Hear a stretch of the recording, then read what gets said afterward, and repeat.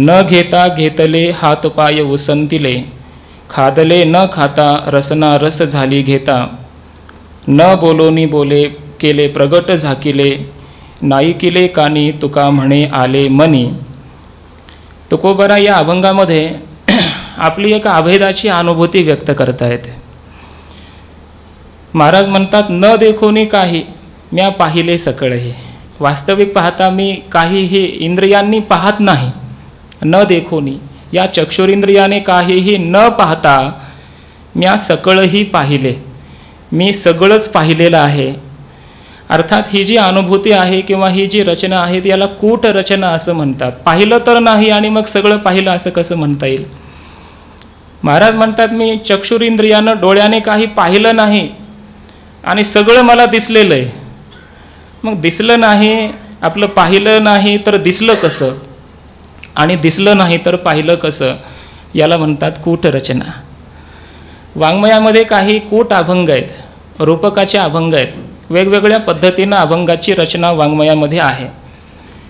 श्रीमद भागवत असेल, श्रीमद भगवद्गीता असेल किंवा महाभारतामध्येच काही असे कूट अभंग श्लोक आलेले आहेत.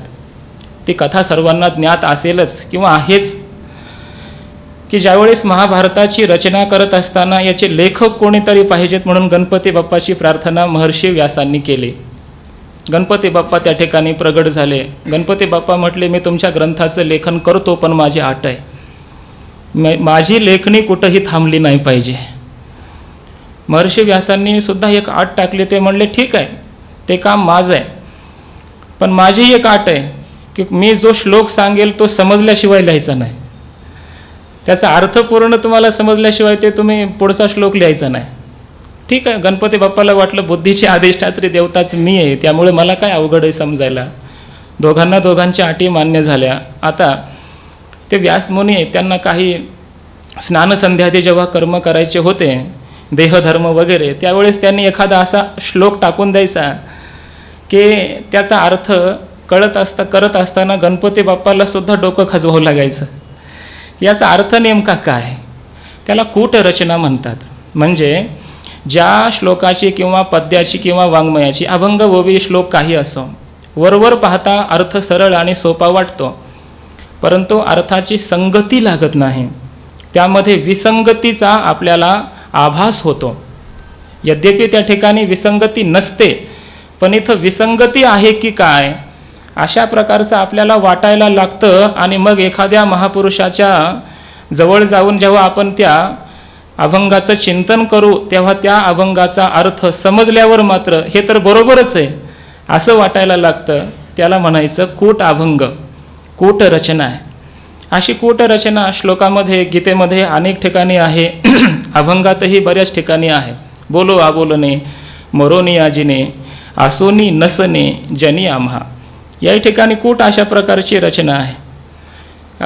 मुक्ताबाईंचा एक अभंग आहे, मुंगी उडाली आकाशी आणि तिने गिळिले सूर्याशी. आता बघा, मुंगी आहे आणि आकाशी उडाली असं त्या ठिकाणी म्हटलेलं आहे. मुंगी असेल तर आकाशात उडेल कशी? आता मुंगी उडाली आकाशी शब्दांचा अर्थ तर सरळ आहे, परंतु अर्थाची संगती लावू गेलो तर लागत नाही, विसंगती आहे असं वाटतं. म्हणजे मुंगी असेल तर आकाशात उडेल कशी आणि उडाली तर ती मुंगी कशी? बरं, उडाली तर उडाले, तिने गिळिले सूर्याशी. अरे, जिथं मोठे मोठे पक्षीसुद्धा त्या सूर्याला गिळंकृत करू शकले नाहीत, तिथपर्यंत जाऊ शकले नाहीत, कथा सर्वांना माहितीच आहेत. हनुमंतरायासारखा बलवान सुद्धा त्या भगवान सूर्याच्या समोर जाऊ शकला नाही. मग एवढं जर त्या सूर्याचं सामर्थ्य, तर मुंगीच कसा प्रवेश होईल? त्या सूर्याला मुंगी कसं गिळंकृत करून टाकू शकेल अशी विसंगती वाटते. पण जेव्हा आपण अशा महापुरुषांच्या चरणाजवळ जाऊन या परंपरा पुरस्सर याचा आपण श्रवण करू, चिंतन करू, तेव्हा ध्यानात येईल की ती मुंगी म्हणजे काय, व्यवहारातली मुंगी नाही, ती आहे माया. आणि ती माया काय झाली, आकाशामध्ये उडाली, चिदाकाशामध्ये. त्या चिदाकाश, आकाश म्हणजे हे भूताकाश नव्हे तर ते ब्रह्माकाश आहे, परमात्मा आहे, ते चैतन्य आहे, ब्रह्म आहे. आणि त्या ब्रह्माच्या एका देशावरती माया आहे. निरपेक्ष व्यापक ब्रह्माच्या त्या निरतिशय व्यापकतेमध्ये ती माया मुंगी एवढीच आहे, एका देशावरच आहे त्याच्या, त्यामुळं मुंगी म्हटलं. त्याची परिच्छिन्नता ब्रह्मसापेक्ष सांगण्यासाठी. आणि ती आकाशामध्ये उडाली म्हणजे तिथंच तिचे उपाधी लागला ब्रह्माला. आणि तिने गिळिले सूर्याशी. हा स्वयंप्रकाश असताना सुद्धा जीव त्या मायेनं याला गिळून टाकलं म्हणजे स्वतःवर त्याच्या स्वरूपावर आवरण घातलं इत्यादी. तो अभंग चालला नाही. सांगायचं तात्पर्य एवढंच आहे की अशा प्रकारे कूटरचना भरपूर आहेत. आणि अशा कूटरचना म्हणजे अर्थ सरळ वाटतो पण संगती लागत नाही, विसंगती वाटते. शास्त्रामध्ये याला वदतो व्याघात नावाचा दोषही म्हटलेला आहे. विसंगतीला आपल्याच बोलण्यानं आपलंच बोलणं खंडित करणं. मे मुखे जिव्हा नास्ती, माझ्या मुखामध्ये जीभ नाही. आता जीभ नसेल तर माझ्या मुखात जीभ नाही हे तरी बोलला कसा? हेही तो बोलू शकत नाही. मे पिता ब्रह्मचारी, माझे वडील ब्रह्मचारी आहेत. मम माताचे वंध्या, माझी आई वंध्या आहे. अरे आई वंध्या आहे, वडील ब्रह्मचारी आहे, तर मग तुझी निष्पत्ती झाली कशी? याचा अर्थ आपल्याच बोलण्यानं आपलंच खंडन तो करतोय. त्याच्या बोलण्यात ही विसंगती आहे पूर्ण. तसं पाहिलं काहीच नाही चक्षुने आणि मी सगळं काही पाहिलेलं आहे असं जर महाराज म्हणत असतील तर इथं विसंगती वाटणं साहजिक आहे. म्हणून ही कूटरचना आहे. परंतु जेव्हा आपण महापुरुषांच्या जवळ बसून वेदांताचं श्रवण करू, संत वाङ्मयाचं परंपरा पुरस्सर चिंतन करू, त्यावेळेस लक्षात येईल आपल्या याचा अर्थ. आता काय आहे मग आपण याचा अर्थ काय सांगणार? बाबांच्याच कृपा आशीर्वादाने जसं काही जमेल तसं चिंतन करण्याचा एक प्रयत्न करतो. आणि चुकलं तर बाबा हे तर सांगण्याकरता महाराज म्हणतात न देखोनी काही, मी काही न देखोनी म्हणजे इंद्रियांनी डोळ्यांनी मी काहीही न पाहून सकळही पाहिले, म्या पाहिले सकळही, मी सगळंच काही पाहिलेलं आहे. आता बघा छांदोग्य उपनिषदामध्ये एक श्वेतकेतूचं प्रकरण आलेलं आहे. त्याच्यामध्ये चिंतन असं आहे की त्याला वडिलांनी गुरूंच्या आश्रमामध्ये अध्ययनाकरता पाठवलं आणि 12 वर्ष त्यानं अध्ययन केलं, शास्त्राचं अध्ययन केलं. आणि तो जेव्हा परत घरी आल्याच्या नंतर वडिलांनी पाहिलं, वडिलांच्या समोर तो उभा राहिला आणि उद्दालक ऋषी त्याचे वडील त्यांच्या ध्यानात आलं की याच्या चेहऱ्यावर जरा ब्रह्मविद्येचा अहंकार दिसतोय. मी काहीतरी हम कुछ है, मी काहीतरी शिकलोय असं काहीतरी त्या वडिलांच्या ध्यानात आलं की आपल्या मुलाला थोडा विद्येचा अहंकार झालेला आहे. हे ध्यानात आलं त्यांच्या. आता महाराज या ठिकाणी आहेत, त्यांना पूर्ण या गोष्टी माहितीच आहेत. त्यावेळेस श्वेतकेतूचा तो अहंकार घालवण्यासाठी उद्दालक ऋषी म्हणाले, बाबा तू गुरु आश्रमात राहिलास, काय काय शिकलास जरा सांग बरं, काय काय शिकून आलास? मग त्यानं सांगितलं भरपूर काही. उपनिषद झाले, प्रस्थानत्रयी झाले, विचारसागर झाला, पंचदशी झाले, काय काय त्यानं सांगितलं असेल. तेव्हा उद्दालक ऋषी म्हणाले मला असं काही तो शिकलास का जरा सांग बरं, की ज्या एकाला जाणल्याच्या नंतर सगळं जाणल्यासारखं होतं. एकेन विज्ञातेन सर्वं विज्ञातम भवती तम आदेशम अप्राक्षीही. एकाला जाणल्याच्या नंतर हे सगळंच जाणल्यासारखं होतं. असा काही तू उपदेश पाहिलास का, ऐकलास का? त्याच्या ध्यानात आलं किंवा असा काही उपदेश कसा असणं, एकाला जाणायचं आणि सगळं जाणल्यासारखं होतं, दुसरं काही जाणायचं शिल्लक राहत नाही, असं काय असू शकेल? एक ग्रंथ जाणला तर त्याचंच ज्ञान होईल, दुसऱ्या ग्रंथाचं नाही होणार. व्याकरणशास्त्राचा अभ्यास केला तर व्याकरणाचं ज्ञान होईल, न्यायाचं नाही होणार. तो शिकलेला होता ना, त्याच्या काही हे ध्यानात येईना. तो म्हटला मी असं काही ऐकलेलं नाही, ऐका. आणि मग त्या ठिकाणी त्याला उपदेश केला आहे. कारण विज्ञानात कार्य विज्ञानम असं त्या ठिकाणी चिंतन आहे. एकेन मृत्पिंडेन विज्ञातेन सर्व मृन्मयम विज्ञातम स्यात् वाचारंभणम विकारो नामधेयम मृत्तिके तेव सत्यम. एका त्या मातीच्या पिंडाला जाणलं, मृत्तिका जाणली, माती जाणली की मातीपासून बनलेले सगळे कार्य जाणल्यासारखेच आहेत. त्याला वेगळं पुन्हा जाणायची गरज शिल्लक राहत नाही. एका त्या नखनिकृंतनाला म्हणजे त्याला आपण मराठी भाषेमध्ये काय म्हणतो ते मला अजून शब्द सापडला नाही. नखनिकृंतन म्हणजे नख काढण्याचं जे यंत्र असतं की नाही, त्याला आपण नीलकटर म्हणतो. शुद्ध मराठीमध्ये नीलकटर म्हणतो. तर ते अनुवाद करत असताना त्याच्यामध्ये ही श्रुती आली विचारसागरामध्ये. आणि याचं चिंतन करताना मला बराच वेळ गेला. ह्या नखनिकृंतनेन विज्ञातेन ह्याला मराठी शब्द काय द्यावा, त्याला शब्द काय मला सापडेना. शेवटी मला कंसात लिहावं लागलं लोखंडापासून तयार केलेलं एक नख काढण्याचं छोटंसं यंत्र. याच्यापेक्षा वेगळं मला काही त्या ठिकाणी सापडलं नाही. म्हणजे एका त्या लोखंडाच्या छोट्याशा तुकड्याला जाणल्याच्या नंतर लोखंडापासून बनलेले सगळे कार्य विकार पदार्थ जाणल्यासारखे होतात, वेगळं जाणायचं शिल्लक राहत नाही, कारण ते लोखंडच आहे. आणखी तिसरा दृष्टांत दिलाय सुवर्णाचा. एका सुवर्णाला जाणलं, त्या ठिकाणी लोहमय असा शब्द वापरलाय, पण अर्थ सुवर्ण असा आहे. एका सुवर्णाला जाणल्याच्या नंतर पुन्हा दुसरे सगळे सुवर्णाचे जे अलंकार बनले त्यांना वेगळं जाणायची गरज नाही, कारण वाचारंभणं विकारो नामधेयम सुवर्णमित्येव लोहमयमित्येव सत्यम. लोहमित्येव सत्यम, ते जे लोह आहे सुवर्ण आहे तेच फक्त सत्य आहे. आणि त्याला जे काही अलंकार आपण तयार केले ते अलंकाराचे नाम आणि रूप मात्र खोटे आहेत, मिथ्या आहेत. सुवर्ण हे सत्य आहे, त्याला त्याच्यापासून बनवलेले विकार मात्र मिथ्या आहेत. हे एकदा कळालं की सोन्याला जाणलं की अधिष्ठानाचं ज्ञान झालं. आता बाकीचे सगळे कार्य अध्यस्त असल्यामुळे त्याला वेगळं जाणायचं शिल्लक राहत नाही.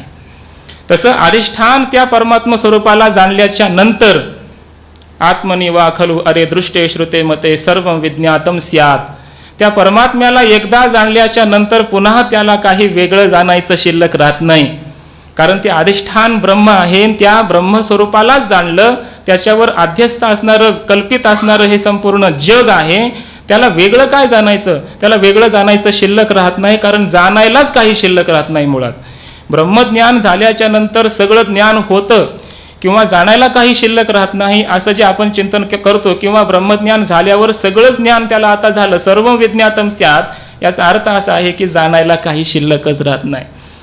जेव्हा त्याला ब्रह्मज्ञान होतं तेव्हा तो सर्वांचे जे अधिष्ठान आणि तेची माझे रूप पूर्ण, सर्वांचं अधिष्ठान ते माझं स्वरूप आहे असं त्याला ज्ञान झालं असल्यामुळे त्याला आता दुसरं काही जाणायला शिल्लक विज्ञेय शिल्लक राहत नाही. विज्ञातारमरे केन विज्ञात यत्र तु अस्य सर्वम आत्मैवाभूत तत् केन कम पश्येत केन कम विजानीयात. एकदा त्याला आत्मस्वरूपाचं ज्ञान झालं की त्याला आता वेगळं कुणी जाणायचं आणि काय जाणायचं आणि कशाने जाणायचं हे ज्ञाता ज्ञान ज्ञेयाची त्रिपुटी शिल्लक राहत नाही. आणि अधिष्ठानाचं ज्ञान झाल्यावर अध्यस्त पदार्थ हे जाणल्यासारखे आहेत, किंबहुना ते राहतच नाहीत, त्यांचा बाध होऊन जातो. म्हणून अधिष्ठानाचं ज्ञान झालं की सर्वांचं ज्ञान झालं असे बोलण्याची एक परिभाषा वेदांताची फक्त आहे. म्हणून तुकोबाराय तोच अनुभव आपला इथं व्यक्त करतात. महाराज म्हणतात न देखोनी काही म्या पाहिले सकळही. वास्तविक इथं पाहणे शब्दाचा अर्थ ज्ञान असा करा. आता मी कशालाही पाहत नाही, इंद्रियाने मी जाणत नाही, पण मी सगळंच आता जाणलेलं आहे, सगळ्याचं मला दर्शन झालेलं आहे, हे सगळं काही मी पाहत आहे. अर्थात या सर्वांचं अधिष्ठानच आता मी झालं असल्यामुळे हे सगळं माझ्यावरच आहे, त्यामुळं मीच याचं प्रकाशन करतो आहे असा अर्थ. मी पाहिले सकळ हे म्हणजे मीच या संपूर्ण जगताचं प्रकाशन करतोय, आता पाहायला वेगळं काही शिल्लक राहिलं नाही. न देखोनी काही म्या पाहिले सकळ हे. आता ही अद्वैत अनुभूती तुकोबारायांची असल्यामुळं थोडंसं चिंतन करणं तर मला आवश्यकच आहे, कारण जिथं सगुणाचं वर्णन असेल त्या ठिकाणी सगुणाचं वर्णन केलंच पाहिजे, आहेच आहे. पण जिथं महाराजांची अद्वैत अनुभूती स्वतः महाराजांनीच व्यक्त केली असेल तर त्याचा थोडासा विश्लेषण त्याचं करणं आवश्यकच आहे, म्हणून करतोय. बघा, आणि खरं सांगू का, इथं बोलणारा वक्ता हा वक्ता बोलतच नाही, कारण महाराजांनी अशी सोय करून ठेवली आहे की इथं वक्त्याला स्वतंत्र चिंतन मांडायला वेळच नाही. इथं वक्ता बोलणारच नाही, इथं तुकोबारायच बोलतात. इथं महाराज स्वतः अभंगातून काय बोलतायत त्याचं चिंतन तुम्हाला ऐकायला मिळतंय.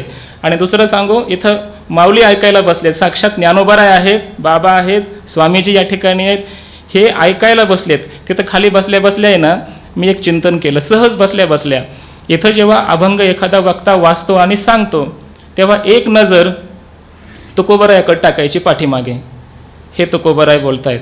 त्या अभंगातून तुकोबाराय काय बोलतात ते महाराजाकडे पाहिलं की महाराजांचा चेहरा तसाच दिसतो बरोबर. त्याच भावनेतून महाराजांचा चेहरा दिसतो. आणि हे बोलतात, महाराज बोलतात, तुकोबाराय हे बोलतायत, ही भावना करायची. आणि हे बोलल्याच्या नंतर दुसरा चेहरा इकडं ज्ञानोबारायांच्या प्रतिमेकडे टाकायचा. ते ऐकल्यावर ज्ञानोबारायांना किती आनंद होतो.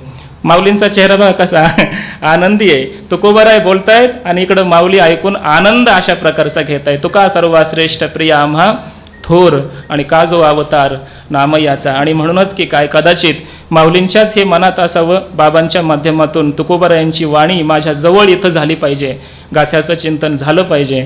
आणि म्हणून या ठिकाणी हा कार्यक्रम माऊलींच्याच प्रेरणेनं चालू आहे.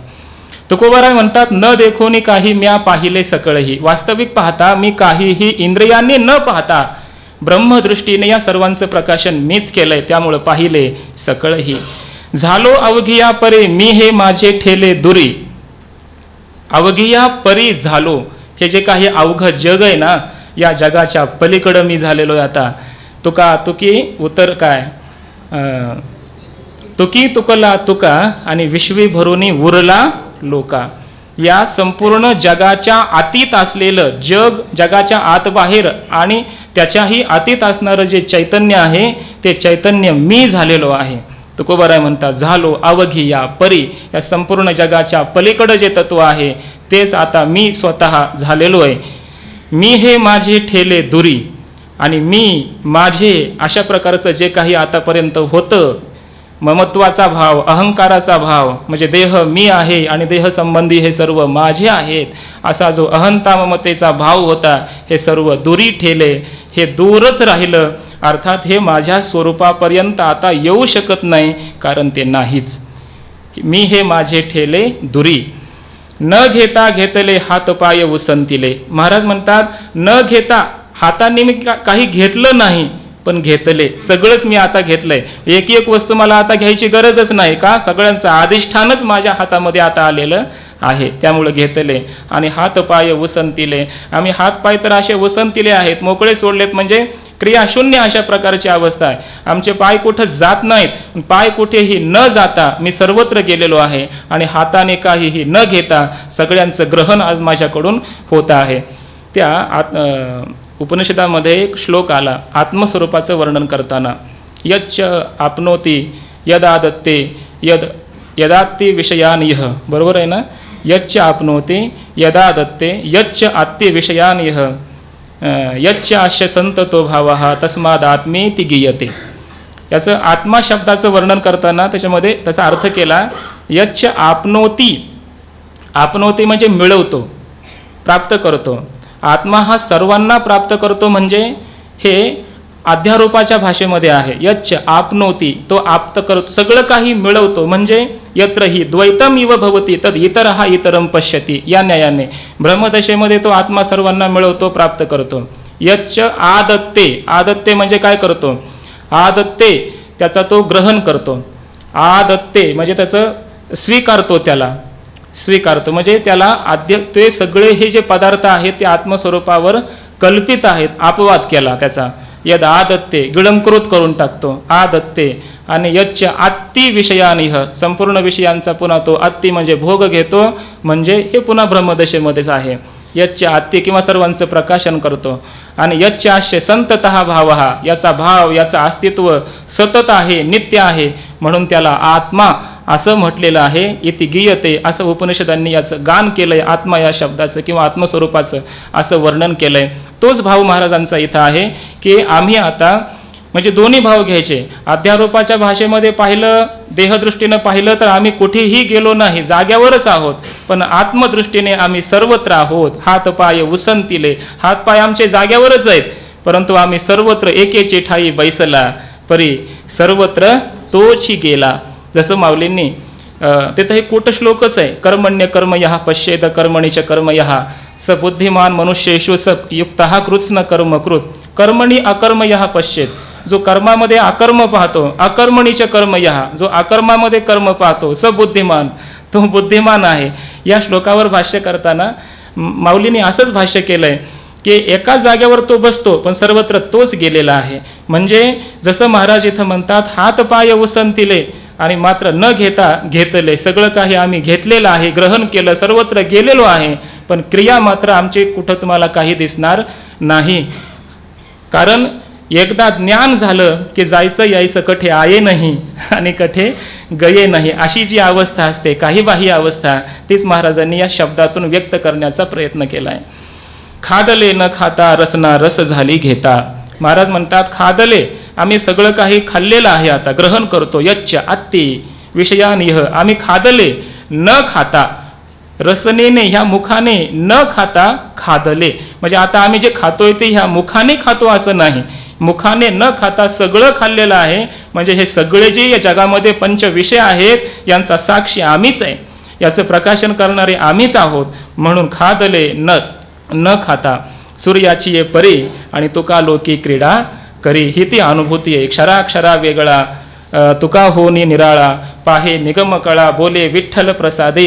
हीच ती अनुभूती आहे, ब्रह्मानुभूती आहे, अद्वैत अनुभूती आहे. महाराजांनी ही या रचनेतून व्यक्त केली आहे. खादले न खाता खादले आणि रसना रस झाली घेता. रस घेता रसना झाली, रसना रस झाली. रसाचं सेवन करत होतो आम्ही आतापर्यंत, पण आता काय झालं? रस घेता रसनाच आता रसरूप झाली. आता अर्थात ही इंद्रिय जी आहेत आमची ती सगळी आता ब्रह्मरूप झाली. महाराजांचा एक अभंग आहे ना, आमचे महाराज म्हणत असतात रेपाळे महाराज नेहमी, परमामृते रसना ओलावले मनाची राहिले वृत्ती पायी. सकळ इंद्रिये झाली ब्रह्मरूप ओतले स्वरूप माझी तया. रसना रस झाली घेता. ही आमची रसनेंद्रिय आता वेगळं राहिलं नाही, ते ब्रह्मरूप झालंय, रसरूप झालंय. रसनेंद्रियाला आता विषयातल्या रसाची अपेक्षा नाही, ते ब्रह्मरसमय झालेलं आहे. न बोलोनी बोले केले प्रगट झाकिले. आम्ही आता न बोलताच बोलत आहोत. न बोलोनी बोले, बोलो आबोलणे असं आम्ही आबोलणे आहोत, पण बोलतो. न बोलोनी बोले म्हणजे मुखाने आम्ही काहीही बोलत नाही.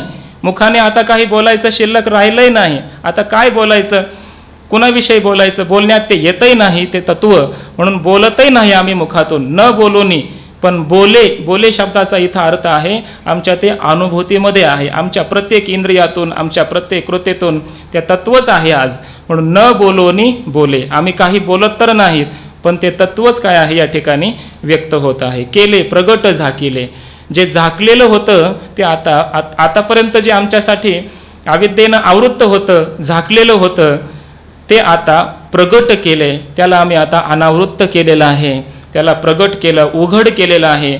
जे उपाधी माझी गुप्त होतं, चैतन्य सर्वगत होतं, ते तत्वज्ञ संत स्वीकारी. ते असं झालं म्हणजे केले प्रगट झाकिले. उपाधीमध्ये, मायेमध्ये, अविद्येमध्ये, अज्ञानामध्ये जे झाकलेलं गूढ तत्व होतं त्याला आम्ही प्रगट केलं, अर्थात त्याचा अपरोक्ष साक्षात्कार आम्ही केला, त्याला प्रगट केलं. नाईकिले कानी तुका म्हणे आले मनी. तुकोबाराय म्हणतात, तुका म्हणे कानी नाईकिले मनी आले. वेगवेगळे अर्थ केलेत, दोन्ही अर्थ होतात.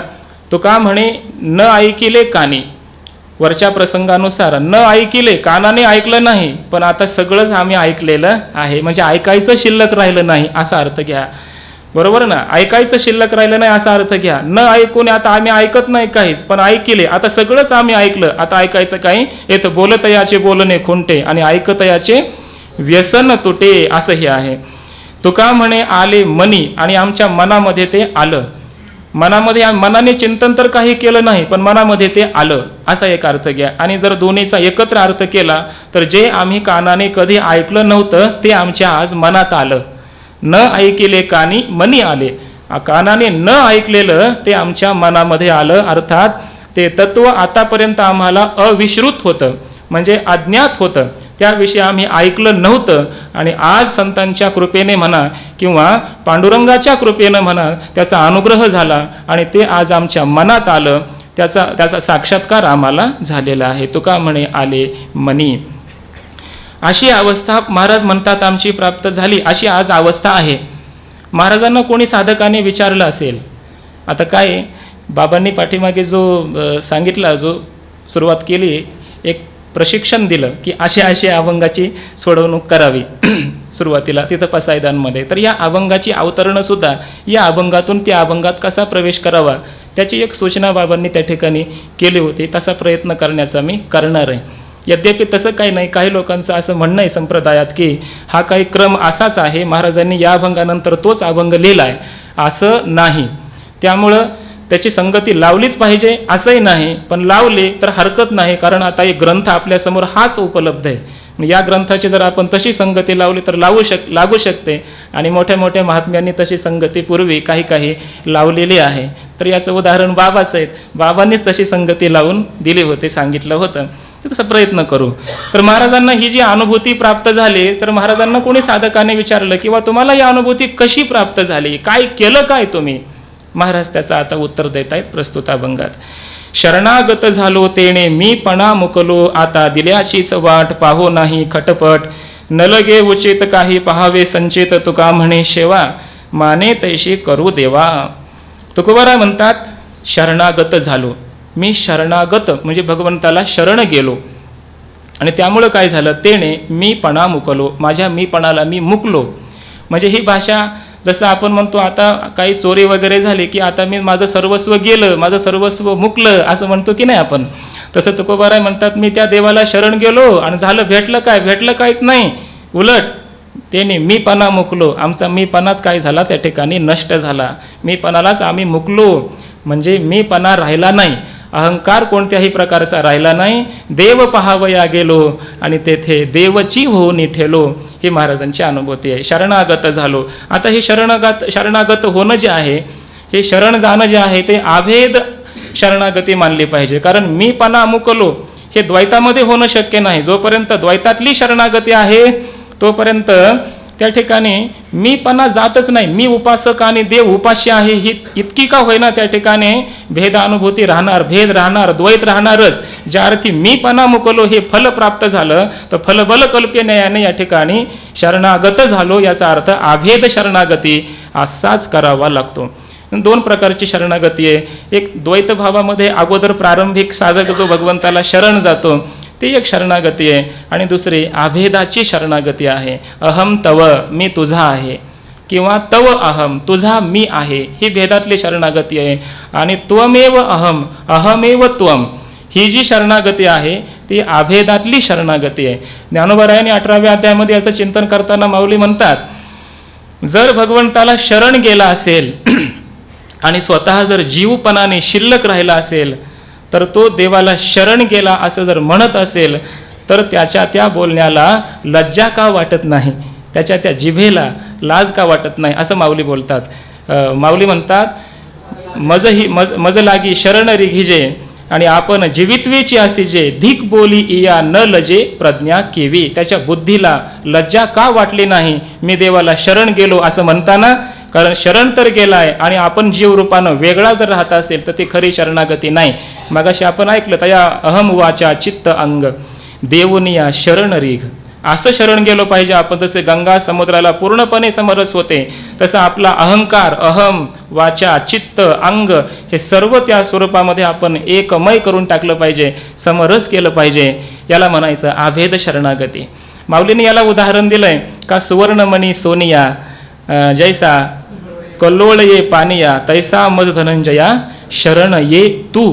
भगवान परमात्मा अर्जुनाला म्हणतात, अर्जुना तू मला शरण ये, सर्व धर्मान परित्यज्य माम एकम शरणम व्रज. मला तू शरण ये एकाला, पण कसं ये, सुवर्ण मणी जसा सोन्याला शरण जातो म्हणजे त्याच्यातलं सुवर्णत्व गेलंय का, सुवर्ण रूपच असतो.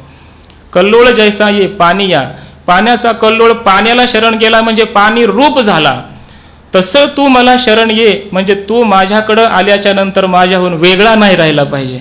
याला म्हणायचं अभेद शरणागती. आणि अशी अभेद शरणागती तुकोबाराय म्हणतात आमची झाली. बाबा सांगत असतात ना, आधी होता संत संग तुका झाला पांडुरंग, किंवा गेले भावाभाव आठव नाठव गेले भावाभाव झाला स्वयमेव पांडुरंग. अशी ही अभेद शरणागती आहे. आणि अशी अभेद शरणागती केल्यामुळे त्याने मीपणा मुकलो, आमचा मीपणा राहिलाच नाही. आतापर्यंत मी देह वगैरे वगैरे मीपणा जो राहिला होता तो पूर्णपणे आता नष्ट झाला. आता दिल्याचीच वाट. आता म्हणजे आता वर्तमानात मग आमची स्थिती अशी आहे. काय स्थिती आहे, दिल्याचीच वाट. आता भगवंत जे काही देतील ते आम्ही घेणार, त्याला काही मागायचं शिल्लक राहिलं नाही. पाहो नाही खटपट, कोणत्याही प्रकारची खटपट आता पाहायची नाही. म्हणजे खटपट म्हणजे कर्तव्य, कोणत्याही प्रकारचं आता आम्हाला कर्तव्य शिल्लक नाही. आत्मानं चेद विजानिया दयमस्मीति पुरुषः किमिच्छन कस्य कामाय शरीरम अनुसंज्वरेत. त्याला काय करायचं शिल्लक राहिलंय आता, काहीही नाही. ज्ञानामृतेन तृप्तस्य कृतकृत्यस्य योगिनः नैवास्ति किंचित कर्तव्यम अस्ति चेत न स तत्वविद. बाबा सांगत असतात कर्तव्याभाव ही ज्ञानाची कसोटी आहे. ज्ञान झालं हे कसं समजायचं, जर मला आता काही मिळवायला शिल्लक नाही, काय मिळवायचं, जे मिळवायचं आहे ते मी आज मिळवलेलं आहे, आता मला काही मिळवायला शिल्लक नाही, काही करायला शिल्लक नाही. कर्तव्याभाव, प्राप्तव्याभाव, ज्ञातव्याभाव ही ज्ञानाची कसोटी आहे. समजावं त्याला ज्ञान झालेलं आहे. आणि जर थोडंही काही वाटत असेल नाही पण पण हे मला पाहिजे अजून. ज्ञान झालंय हो, पण नाही अजून थोडंसं ज्ञानाच्या नंतर का होईना हे पाहिजे, असंच जरा असलं पाहिजे, तसंच जरा असलं पाहिजे, नको ही प्रतिकूलता, जरा अनुकूलताच असावी. असं काही वाटत असेल समजावं त्याला ज्ञान झालंच. न स तत्ववेता ध्याता न तो तत्ववे, कदाचित ध्याता असेल तो, पण त्याला तत्ववेता मात्र म्हणता येत नाही. म्हणून म्हटलंय पाहो नाही खटपट. आता काही खटपट करायची शिल्लक राहिलं नाही. काम नाही झालो पाही रिकामा, कृतकृत्य झालो इच्छा केली ते पावलो. न लगे उचित काही पहावे संचित. काय गोड चरण आहे. असं वाटतं की महाराजांनी हे मलाच सांगितलंय असं वाटतं. काय न लगे उचित काही पहावे संचित. आपलं संचित आता काही उचित आहे असंही पाहावे न लगे. माझ्या संचितामध्ये चांगल्याच गोष्टी याव्यात, अनुकूलताच यावी असंही आता आम्हाला वाटत नाही. काय बोध आहे बघा, ही बोधाची दृढता आहे. एकदा बोध दृढ झाला, निसंशय झाला की त्याच्या प्रारब्धामध्ये जसा असन तसं तो जीवन जगत असतो. प्रारब्ध बोध आनंदे दोघे एका घरी नांदे. जसे बाबा ते पद सांगत असतात, सरोवरा माझी अर्धा बुडाला, वरी ऊन खाली शीतळ पाणी, एकेची खाली बघितो ज्ञाने, संसार परमार्थ दोन्ही. असून माझ्याकडे नका बघू. न लगे उचित काही पहावे संचित. काही उचित संचित पहावे न लगे. म्हणजे मला काही संचित कर्म आहे, त्या संचितामधून जे प्रारब्ध आलेलं आहे ते प्रारब्ध मला उचितच मिळावं असं पाहावं लागत नाही. अनुकूल असो प्रतिकूल असो न द्वेष्टी संप्रवृत्तानी न निवृत्तानी कांक्षती, अशी त्याची अवस्था आहे. न लगे उचित काही पाहावे संचित. निरोग वा उपविष्टो वा रुग्णो वा विलुठन भुवीत असं म्हटलंय. त्याची व्यावहारिक दशेमध्ये त्या ज्ञानी पुरुषाला अशीच अवस्था मिळावी शेवटपर्यंत असं वाटत नाही. मृत्यूच्या वेळी सुद्धा माझे प्राण व्याकुळ झाले नाही पाहिजे, मी चांगलाच राहिलो पाहिजे, सगळी अनुकूलता असली पाहिजे असंही त्याला वाटत नाही. हा देह जसा असेल तसा असेल, रोगी असो, गडबडा लोळत असो भूमीवर, नाहीतर ध्यान लावून बसलेला असो, कसाही असो, भानावर असो किंवा भानावर नसो, एकदा ज्ञान झालं की झालं, पुन्हा अज्ञान वगैरे येत नसतं. आणि त्यामुळं त्याला काही त्याचं कौतुक वाटत नाही. म्हणून समाधीर्वा विक्षेपोवा मनसस्यात विकारिणः. त्या महात्म्याला समाधीचं कौतुक नाही आणि विक्षेपाचा खेद नाही. असा त्याचा अवस्था असल्यामुळं न लगे उचित काही पाहावे संचित. संचित उचितच असलं पाहिजे असं तो काही पाहावा त्याला म्हणजे वाटत नाही. पाहावे न लगे. तुका म्हणे शेवा माने तैशी करू देवा. तुकोबाराय म्हणतात देवा माने तैशी सेवा करू. देवाला मानेल तशी आता आम्ही आमच्या उर्वरित जीवनामध्ये सेवा करू. आता दिवसचारी खेळीमेळी या न्यायाने, पूर्वसंस्कार छंदे या न्यायाने म्हणा तर आम्ही आमच्या आवडीची भक्ती करू. आता काही कर्तव्य म्हणून नाही, तर खेळीमेळी आमचे दिवस आता आम्ही सेवेमध्ये घालू. पण सेवा कशी करू? एक शब्द महत्त्वाचा आहे, देवा माने तैशी. कारण ज्याची सेवा करायची त्याला ती मान्य झाली पाहिजे, त्याच्या मनासारखी असली पाहिजे. स्वामीची या मनोभावा न चुकीजे हेची परमसेवा. नाहीतर श्री गुरूंची इच्छा नाही, त्यांना आता पाय दाबायचे, त्यांना आराम करायचा आहे. नाही पण तुमचे हरिप्राप्तीशी उपाय आणि धरावे संतांचे ते पाय असं म्हणतो आणि बळच पाय दाबायला लागला जाऊन. ते काही हे नाही, मनासारखी सेवा नाही आहे. स्वामीची या मनोभावा न चुकीजे हेची परमसेवा. अनुकूल्यस्य संकल्पः प्रातिकूल्यस्य वर्जनम रक्षिष्यते इति विश्वासः गोप्तृत्व वर्णम तथा आत्मनिक्षेप कार्पण्यम षड्विधा शरणागती. अशा प्रकारची शरणागती असली पाहिजे. अनुकूल्यस्य संकल्पः, आपल्या श्रीगुरूंना जे अनुकूल आहे तेच आपल्या जीवनात आपण आचरणात आणलं पाहिजे, ही खरी शरणागती आहे. श्रीगुरूंना जे पाठामध्ये प्रतिकूल म्हणून सांगितलंय त्याचा आपण निषेध म्हणून त्यागच केला पाहिजे, ही श्रीगुरूंची शरणागती आहे. श्रीगुरूच माझं रक्षण करतील असा पूर्ण विश्वास असणं ही शरणागती आहे. ही त्यांच्या मनाला अनुकूल अशा प्रकारची, त्यांच्या मनाला भावणारी, त्यांच्या मनाला आनंद देणारी अशा प्रकारची ती हीच शरणागती आहे. म्हणून महाराज म्हणतात देवा माने तैशी सेवा करू. आम्हाला मानेल तशी नाही, आम्हाला वाटेल तशी सेवा नाही करणार आम्ही. देवाच्या मनाला आनंद होईल अशी आम्ही सेवा करू, अशी आम्ही सेवा करू. हे तुकोबारायांनी आपला अनुभव सांगितल्याच्या नंतर महाराज म्हणाले पण काय सांगावं, या अनुभूतीपर्यंत येत असताना कोणा लोकांना आम्हाला सामोरं जावं लागलं ऐका. किती लोकांना आम्हाला सामोरं जावं लागलं, किती लोकांनी आम्हाला विरोध केला, कसा कसा विरोध केला, किती आमचा छळ केला, किती त्रास दिला, काय काय बोलले आम्हाला. ऐकायचंय? ऐका मग. काखे कडासन आड पडे, खडबड खडबड हुसकले, दाद करा फजित खोरा लाज नाही. अवघा झाला राम राम कोणी कर्म आचरेना, हरिदासांच्या पडते पाया म्हणती तया नागवावे. दोही ठाई फजित झाले पारणे केले अवकळा, तुका म्हणे नाश केला विटंबिला वेश जेने. एक ब्राह्मण आहे, कर्मठ अशा प्रकारचा ब्राह्मण आहे, ज्याला भक्ती भाव प्रेम काही आवडत नाही अशा प्रकारचा तो ब्राह्मण आहे. आणि महाराजांच्या भक्तीकडे बघून तो महाराजांचा द्वेष करणारा ब्राह्मण आहे. महाराजांनी सर्वांना जो राम नामाचा उपदेश केला, देहूमध्ये सगळीकडे राम राम राम राम भजन चाललेलं होतं. सर्व स्त्री पुरुष लहान मुलं मोठी म्हातारी सगळ्या प्रकारची लोक राम राम म्हणत होते आणि असं भजन करत होती. हे सगळं महाराजांचं ऐश्वर्य पाहिल्याच्या नंतर एक ब्राह्मण, कर्मठ अशा प्रकारचा ब्राह्मण, तो जळू लागला, द्वेष करू लागला. आणि त्याचा हा संवाद आहे बघा. काखे कडासन आड पडे, तुकोबारा एक रस्त्यामध्ये आहेत, चालतायत आणि पुढून तो ब्राह्मण आलाय कर्मठ. त्याच्या काखेमध्ये कडासन होतं, म्हणजे मृगाजीन होतं, ते हरणाची कातड्याचं आसन होतं.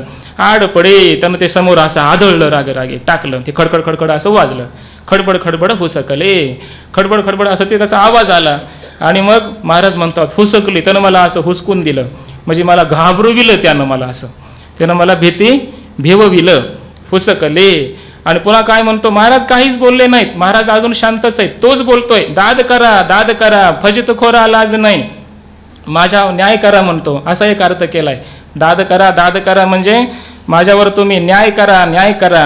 आणि दुसरा एक अर्थ केलाय, तुम्ही काय करा, हे जे असे भक्त आहेत ना, हरिदास तुकोबारांसारखे, यांच्यापासून तुम्ही सावध राहा असा एक अर्थ केलेला आहे. दाद करा सावध राहा, किंवा तुम्ही मला न्याय आणून द्या, न्याय मिळवून द्या. का? या तुकोबाला किती वेळा सांगितलं तरी सुद्धा हा ऐकत नाही. फजित खोरा लाज नाही, किती वेळा याची फजिती केली तरी सुद्धा हा फजित खोर झालाय. कितीही वेळा फजिती करून तो ऐकत नाही, वारंवार याची फजिती आम्ही करतो. फजित खोर आहे हा, लाज नाही, याला लाज वाटत नाही. आम्ही कितीही वेळा सांगितलं तरी. काय सांगितलं की तू हे रामनाम घेऊ नको, अभंग रचना करू नको, आणि कर्म आचरण वगैरे केलं पाहिजे, आणि तू तुझ्या अधिकाराप्रमाणे राहा. हे सगळ्यांना असा वेदाचा उपदेश करू नको, सांगू नको. हे सगळं सांगितल्यानंतरही हा माझा ऐकत नाही. असं कोण बोलतोय? तोच बोलतो. अवघा झाला राम राम कोणी कर्म आचरेना. सगळीकडे राम राम राम असं भजनच चाललेलं आहे. कोणी कर्म, आपलं काय, मला कर्म केलं पाहिजे, स्वे कर्मण्य अभिरतः संसिद्धिम लभते नरः. मला काय कर्म केलं पाहिजे, स्वकर्म काय, योग्य काय, अयोग्य काय, शास्त्रोक्त काय, कोणी याचा विचार करत नाही. सगळीकडे भक्तीच भक्ती झाली. हरिभजने हे धवळिले जग, चुकविला लाग कळी काळाचा, वाढविले सुख भक्तिभाव धर्म कुळाचार नाम विठोबाचे. असं महाराजांचं बघून तो म्हणतोय कोणी कर्म आचरेना, कोणी कर्माचं आचरण करत नाही. मला काय कर्म योग्य आहे आम्हाला कोणी विचारायच येईना. सगळे तुकोबाकडे जायला लागले, कीर्तन ऐकायला लागले, नामस्मरण करायला लागले, आमचे दुकानं बंद पडले. कोणी कर्म आचरेना, आमच्याकडे कोणी येईना, कोणी आम्हाला विचारीना, असं तो म्हणायला लागला. हरिदासांच्या पडते पाया म्हणती तया नागवावे. जे हरिदासांच्या पाया पडतात ना, तर त्यांना नागवावे, त्यांना शिक्षा केली पाहिजे, त्यांच्यावर बहिष्कार केला पाहिजे, असं तो म्हणायला लागला. दोही ठाई फजित झाले पारणे केले अवकळा. आता हे तुकोबाराय बोलतायत, ही महाराजांच्या मुखातली भाषा आहे. महाराज म्हणतात असे जे लोक आहेत ना, दोही ठाई फजित झाले, दोन्ही ठिकाणी यांची फजितीच झाली. म्हणजे इहलोकात तरी त्यांना सुख प्राप्त होत नाही, कारण जळतात, कारण द्वेष करतात, त्यामुळे त्यांना इथलं सुख प्राप्त होत नाही. आणि परलोकातलंही सुख प्राप्त होत नाही. परंच न लभ्यते, म्हणजे परलोकाचंही प्राप्त होत नाही आणि इहलोकातलंही सुख त्याला प्राप्त होत नाही. दोही ठाई फजित झाले, संसार किंवा परमार्थ असाही अर्थ करा. संसार आणि परमार्थ दोन्ही संबंधाने हे लोक फजित झालेले आहेत. पारणे केले अवकळा, म्हणजे अवकळेलाच यांनी पारणं केलेलं आहे. म्हणजे जशी आज द्वादशीचं पारणं सोडलं की नाही, तसं यानं अवकळेला, फजितीलाच पारणं आणलेलं आहे, म्हणजे दिलेलं आहे. म्हणजे याची तृप्ती झाली. कशाने? अवकळा झाली याची. पारणे केले अवकळा, फजितीचीच तृप्ती यानं करून घेतली. म्हणजे याची वारंवार फजितीच होत असते अशा लोकांची. तुका म्हणे नाश केला विटंबिला वेश जेने. तुकोबाराय म्हणतात त्यानं सगळा नाश केलेला आहे. आणि विटंबिला वेश जेने, ज्याने वेश विटंबिला, ब्राह्मणाचा जो वेश आहे त्याला त्याने विटंबना त्याची त्यानं केलेली आहे. वास्तविक ब्राह्मण असा नसला पाहिजे. पण त्यानं हे जे सगळं असं करतोय ना, त्यामुळं त्यानं त्याच्या जो ब्राह्मणाचा जो वेश आहे म्हणा किंवा ब्राह्मणत्व आहे त्याला त्यानं एक विडंबनच आणलेलं आहे. असं आहे. म्हणून मग काय केलं पाहिजे? भजन केलं पाहिजे. बघा आता अवतरणिका असे लोक आहेत, मग काय केलं पाहिजे? भजन केलं पाहिजे. मग भजन केलं पाहिजे, भक्ती केली पाहिजे. मग याचा अर्थ काय? स्वकर्माचा पूर्ण त्यागच केला पाहिजे का? आचरणाचा कर्माचा त्यागच केला पाहिजे का? अशी कोणी विचारेल ना शंका. मग भजनच करायचं का महाराज? राम राम सावघा झाला राम राम एवढंच फक्त म्हणायचं आणि काही कर्म स्वकर्म किंवा सदाचार संपन्नता वगैरे काही पाहायचीच नाही. काय करावं काय करू नये वगैरे हा विचार करायचाच नाही का? महाराज म्हणले तो तर केलाच पाहिजे. जर तसा न करता भजन करत असाल तर भजन ते ओंगळवाणे. तुकोबाराय सांगतात, कुटुंबाचा केला त्याग नाही राग जव गेला, भजन ते ओंगळवाणे नरका जाणे चुकेना. अक्षरांची केली आटाआटी जरी पोटी संत निंदा, तुका म्हणे मागे पाय तया जाय स्थळाशी. कुटुंबाचा केला त्याग नाही राग जव, जव राग नाही गेला तव कुटुंबाचा त्याग केला. अंतकरणातला राग म्हणजे आसक्ती त्याच्या अंतकरणातली गेली नव्हती आणि अगोदरच त्यानं कुटुंबाचा त्याग केला. तर हे त्याग करणं काही खरं आहे का? त्याचं मनामध्ये आसक्ती आहे कुटुंबाविषयी, पुत्र पत्नी सहोदरांविषयी, त्याच्या अंतकरणामध्ये आसक्ती भरलेली आहे. आणि वरवर तो फक्त नाही पण त्याग प्रधान जीवन जगल्यावर लोक मान्यता देतात वगैरे, या दांभिकतेतून जर त्या स्त्री पुत्राधिकांचा तो वरवर त्याग करत असेल तर तुकोबाराय म्हणतात त्याचं ते खरं नाही. कुटुंबाचा केला त्याग नाही राग जव गेला, त्याच्या अंतकरणातला राग गेला नाही. अंतकरणात राग आसक्ती क्रोध काम सगळे विकार तसेच आहेत, आसक्ती तशीच आहे. आणि मग आला हरिभक्तांमध्ये वगैरे परमार्थामध्ये आणि भजन करायला लागला. तुकोबाराय म्हणतात भजन ते ओंगळवाणे.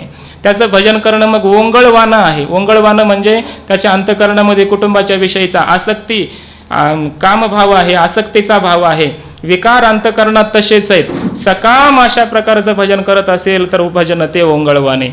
सकाम अशा अंतकरणामध्ये काहीतरी अभिलाषा असेल, काहीतरी मिळवायचंय, मला त्यातून धन मिळवायचंय, काहीतरी मान मान्यता मिळवायची वगैरे वगैरे, ही आसक्ती अंतकरणामध्ये तशीच आहे आणि भजन करत असेल तर भजन ते ओंगळवाणी तुकोबाराय सांगतात.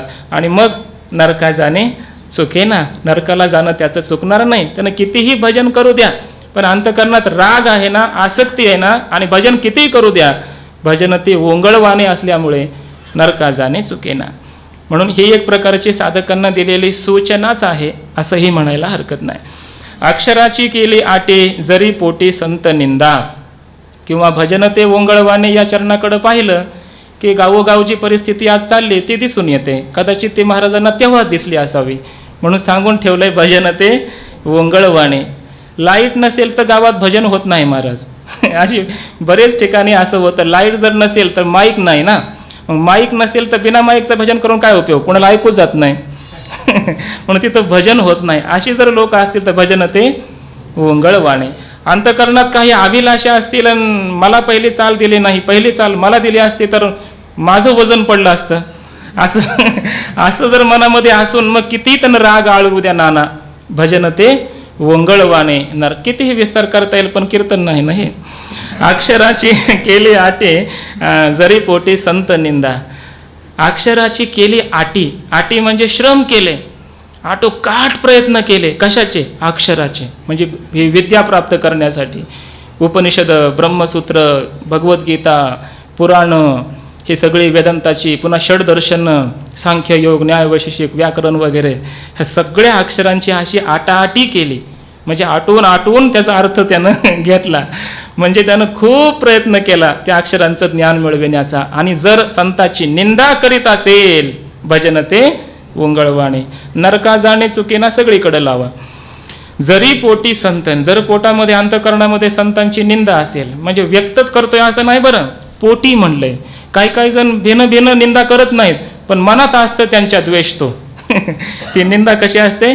त्यांच्या पोटात असतेच, मनात असतेच. मग मनातही निंदा आली एखाद्या खऱ्या साधू संताविषयी तर त्यानं कितीही ज्ञान, हे दिमाकाची भणभणीचं ज्ञान ज्याला म्हणतात, त्याला पोटभरी विद्या म्हणतात, त्याला अपरा विद्या म्हणतात, त्याला केवळ शब्द ज्ञान म्हणतात, परोक्ष ज्ञान म्हणतात, ते कितीही मिळवलं तरी वाघ वैखरी शब्द झरी शास्त्र व्याख्यान कौशलम वैदुष्यम विदुष्याम तत्वत भुक्तये न तो मुक्तये. किंवा कवित्वादी गद्यम सुपद्यम करोती आहे ना काहीतरी, षडंगादी वेदो, षडंगासहित वेदाचं अध्ययन केलं, षडंगादी वेदो मुखे शास्त्रविद्या कवित्वादी गद्यम सुपद्यम करोती आणि गुरोरंघ्री पद्मे मनश्चे न लग्नम ततः किम ततः किम ततः किम ततः किम ततः किमपि न इत्यर्थः. त्यानंतर काहीच नाही, त्याला काही मिळणार नाही, उग व्यर्थ श्रम आहे त्याचा तो. तुका म्हणे मागे पाय तया जाय स्थळाशी. तुकोबाराय म्हणतात तो कुठं जातो शेवटी मग? याचे बघा एक दोन अर्थ केले. तुका म्हणे मागे पाय तया स्थळाशी जाय. पहिला अर्थ असा आहे की त्याला अशा योनी पुढं प्राप्त होतात, असं स्थळ प्राप्त होतं, अशा योनी प्राप्त होतात मृत्यूच्या नंतर दुसऱ्या, की त्याचे पाय परमार्थापासून विमुखच असतात.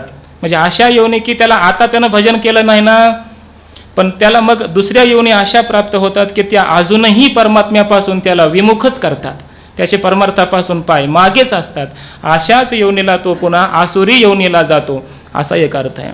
किंवा तो नरकाला जातो, नरकामध्ये त्याचे पाय असे, तो नको नको म्हणतो, ही यातना मला नको, आणि त्याचे पाय वडू वडू त्याला पुन्हा यातना दिली जाते, अशाही स्थळाला तो जातो.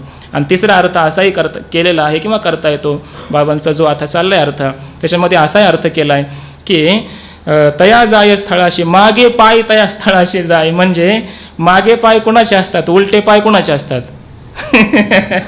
उलटे पाय कुणाचे? सरळ आपले जसे सरळ पाय तसे उलटे पाय कुणाचे असतात? भूताचे, पिशाच्या योनीचे वगैरे असतात की नाही. तया स्थळाशी जाय. ज्या योनीमध्ये पाय असे उलटे असतात तशा स्थळाला जातो, म्हणजे पिशाच्या योनीला तो जातो. अशी भयंकर त्याची अवस्था होते. म्हणून भजन ते ओंगळवाणे नरका जाणे चुकेना. मग असे लोक कसे असतात? पण तुकोबारायांना विचारलं, असे लोक जगामध्ये आहेत, असं भजन कर, पण तुम्हाला कसं कळणार आहे? हे मनोभाव, आता भाव अंतकरणाचा धर्म आहे, भावनेतून भजन चाललंय का वरवर फक्त भजन चाललंय हे तुम्हाला कसं कळणार? तुकोबाराय म्हणले मला नका का कळना, पण त्याची त्याला तर कळल ना. त्याच्यासाठी पुढचा अभंग आहे. तारतीम वरी तोंडाच पुरते अंतर आहे येते अंतरीचे, ऐसे काय वरी दिसे ठकाठकी दिसते लौकिकी सत्य ऐशे. भोजनात द्यावे विष कालवणी मोह चाळवणी मारावया. तुका म्हणे मैंद देखो नेदी कुडे आदराचे पुढे सोंग दावी. मैंद, त्याला मैंद म्हटलेलं आहे, म्हणजे लबाड अशा प्रकारचा तो आहे, दांभिक अशा प्रकारचा तो आहे. महाराज म्हणतात तारतीम वरी तोंडाचं पुरते. तारतीम म्हणजे तारतम्य असा जो शब्द आहे, तर तारतम्य म्हणजे बोलण्याच्या प्रसंगानुसार बोलणं वगैरे जे असतं ना. तुकोबाराय म्हणतात असे काही लोक असतात जगामध्ये, व्यवहारामध्ये, की तारतीम, त्यांचं जे तारतम्य असतं बोलण्यामध्ये ते वरी तोंडाचं पुरते, तोंडापुरतं समोरासमोर तेवढंच, वरवर अशा प्रकारचं असतं, अंतकरणातून नसतं. त्यांचं ज्या बोलण्यातलं जे तारतम्य असतं, प्रसंगानुसारी जे बोलणं असतं ते फक्त वरवर असतं. म्हणजे प्रसंग आहे म्हणून उगं वर्णन करायचं, बरोबर ना. मग याला म्हणायचं मनात काही भाव नाही, मनात नाही, पण उगं प्रसंग आला इथं बसला म्हणून उगं वर्णन करायचं, पण मनामध्ये काही तसा भाव नसतो. याला म्हणायचं तारतीम वरी, वरवर हे त्याचं हे तारतम्य. तोंडाचं पुरते, तोंडापुरतच आहे, समोरच आहे. मग हे कळतं कोणाला? अंतर आहे येते अंतरीचे. हे अंतरीचे अंतरा येते, हे अंतरीचे अंतरा. हे अंतकरणातला त्याचा जो भाव आहे ना, ते त्याच्या अंतरा येते. त्याच्या तर मनाला येतं की नाही, मन जाणे पापा. तुका म्हणे माय बापा. त्याचं मन तर जाणतं ना, माझे मज कळू येते यावगुण काय करू मन अनावर या न्यायाने. त्याचं मन तर त्याला साक्ष आहे ना, की मी हे करतोय ते वरवर करतोय, मनातून नाही. तोच त्याला साक्षी आहे.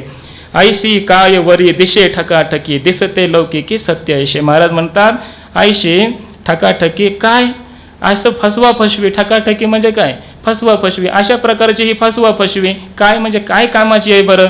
उगं वरी दिशे, वरवर अशा प्रकारची ही दिसणारी आहे. आणि दिसते लौकिकी सत्य. लौकिकामध्ये व्यवहारामध्ये हे सत्य अशा प्रकारची दिसते, खरं आहे असं व्यवहारात याला मानलं जातं. असं मानूनच व्यवहार चालतो महाराज. काही एकमेकाचं एकमेकावर प्रेम नसतं, भाव नसतो, काही नसतो. मग त्याने घेतलं म्हणून याने घ्यायचं, त्यानं केलं म्हणून याने करायचं, तो त्यानं वर्णन केलं म्हणून आपणही करायचं. हे जे सगळं असतं ना, हे सगळे फसवा फसवीच असते. हे वरवर अशा प्रकारचं असतं. आणि लौकिकामध्ये याला सत्य मानलं जातं, यद्यपि ते परमार्थानुसार असत्य आहे, मिथ्या आहे, कुटील अशा प्रकारचं आहे. भोजनात द्यावे विष कालवणी मोह चाळवणी मारावया. एखाद्यानं गोड गोड अशा प्रकारची चाळवणी म्हणजे बोलणं केलं, आमंत्रण दिलं, महाराज आलेच पाहिजे जेवणाला, तुमच्याशिवाय आमच्या पंक्तीला शोभाच नाही. तुम्ही आलेच पाहिजे, आग्रहाचं आमंत्रण, सकुटुंब सहपरिवार तुम्ही आलेच पाहिजे.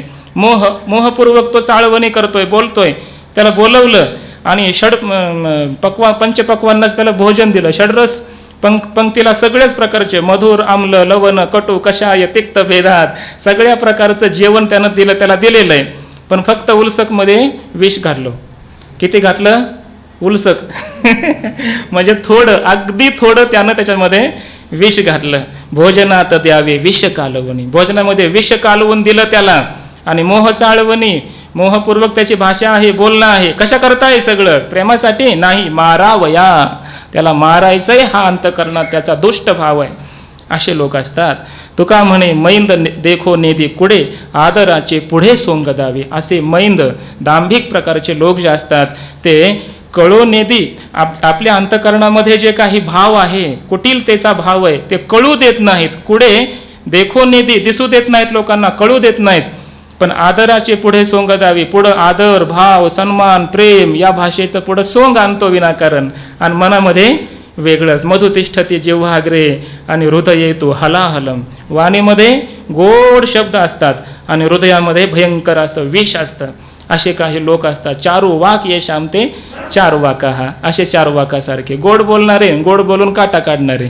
एकंदरीत अभंगाचा भाव गोड बोलून काटा काढणारे असे लोक जगामध्ये असतात. पण त्यांचं त्यांना कळतं ना, असा याचा अर्थ आहे. मग काय केलं पाहिजे? तुकोबाराय म्हणतात असे व्यवहारातच लोक आहेत असं नाही. पुढच्या अभंगाचं अवतरण बघा.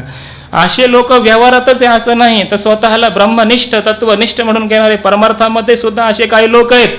वरवर पाहता परमार्थाचं सोंग आणतात आणि अंतःकरणामध्ये मात्र परमार्थाच्या नावे घालून या शून्य असंच त्यांचं जीवन असतं. ब्रह्मनिष्ठ काढी जरी जीवा नावे मोडी, तया घडली गुरुहत्या, गेला उपदेश तो मिथ्या. बघा, ब्रह्मनिष्ठ काढी या अभंगामध्ये परमार्थातला वरपंगतेचा भाव सांगितलाय, ज्ञानाभास सांगितलाय या अभंगात. तुकोबाराय म्हणतात एक ब्रह्मनिष्ठ स्वतःला म्हणून घेतोय, स्वतःला मी ब्रह्मनिष्ठ आहे. ब्रह्मणे नितराम स्थिती असतेसा ब्रह्मनिष्ठ, हा मी ब्रह्मनिष्ठ आहे, ब्रह्मचिंतन करणार आहे कायम, असं स्वतःला म्हणून घेतो.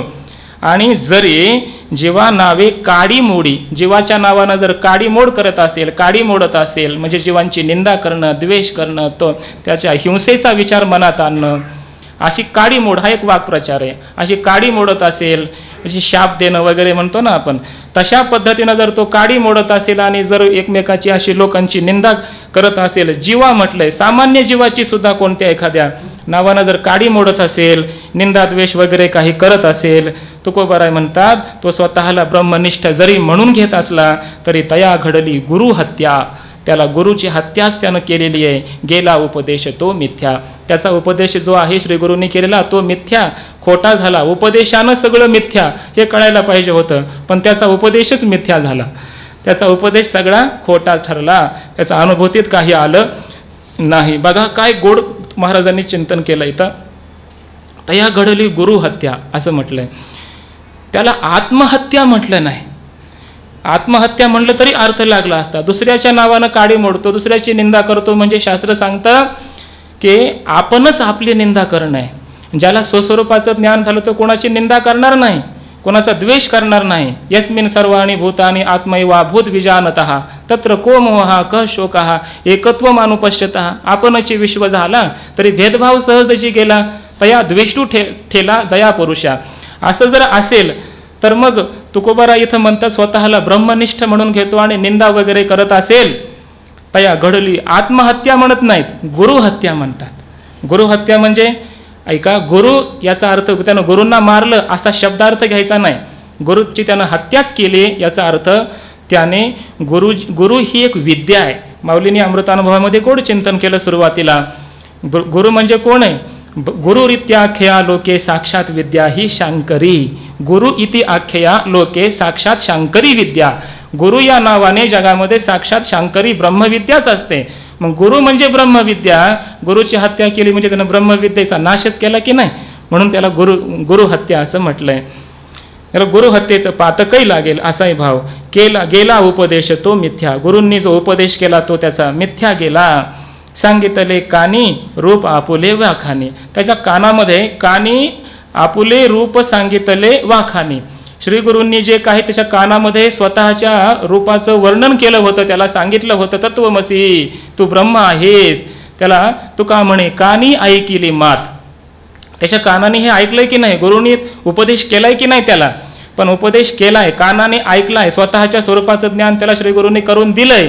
तो अनुभूतीत नाही आणत, काय करतो, वाखानी, फक्त सांगण्याचं काम करतो. कीर्तनातून म्हणा, प्रवचनातून म्हणा, तो फक्त काय करतो, सांगण्याचं काम करतो. सांगण्यासाठीच ऐकलं त्यानं, सांगण्यासाठी शिकलं फक्त. आचरणात काहीच नाही, आचरणात ब्रह्मज्ञानाच्या विरोधी आहे सगळं. आणि बोलताना लोका सांगे ब्रह्मज्ञान, आपण कोरडे पाषाण. असं जर जीवन असेल, तुकोबाराय म्हणतात, त्याचं ते गुरु हत्येचं पातक त्याला लागेल. भूतांच्या मत्सरे ब्रह्मज्ञान नेले चोरे. भूतांच्या मत्सरे चोरे ब्रह्मज्ञान नेले. अनेक भूतांच्या विषयीचा त्यानं मत्सर केला, द्वेष केला, आणि मत्सर रूपी या चोरानं त्याचं ब्रह्मज्ञान नेलं, चोरून नेलं. त्याच्या अंतःकरणामध्ये आता ब्रह्मज्ञान राहिलं नाही. शिकल्या सांगे गोष्टी भेद क्रोध वाहे. पोटी शिकलेल्या गोष्टी सांगतो लोकांना फक्त, आणि अंतःकरणात, पोटात म्हणजे अंतःकरणात भेद क्रोध वाहे यांचं वजं वागवतो.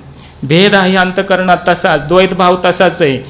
मी तो मीच म्हणतो, माझ्यासारखं कोणीही नाही. आपण ते आपणच, आपल्यासारखा पाठ आपणच सांगणार, दुसऱ्या कोणाला सांगता येणारच नाही. असं कीर्तन मीच करावं, दुसऱ्या कोणाला जमणारच.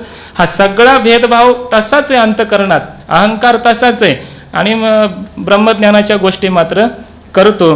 तुकोबाराय म्हणतात अंतःकरणात भेद आहे, क्रोध आहे तसाच. याचा अर्थ त्याचं जे ब्रह्मज्ञान आहे ते चोरून नेलं. कुणी? या द्वेषानं, मत्सरानं, या विकारांनी त्याच्या ब्रह्मज्ञान चोरून नेलं. निंदा स्तुती स्तवनी तुका म्हणे वेची वाणी.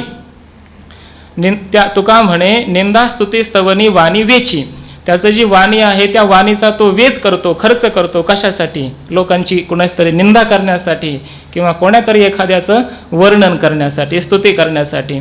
निंदा स्तुतीसाठी त्यानं आपली वाणी खर्च केलेली असते. त्यानं त्या वाणीचा उपयोग नामस्मरणासाठी किंवा शास्त्रचिंतनाद्वारे काय यथार्थ आहे ते समजून घेण्यासाठी वगैरे तो करत नाही. त्याचा उपयोग तो केवळ लोकांच्या स्तुती निंदेसाठी करत असतो. असं त्याचं जीवन.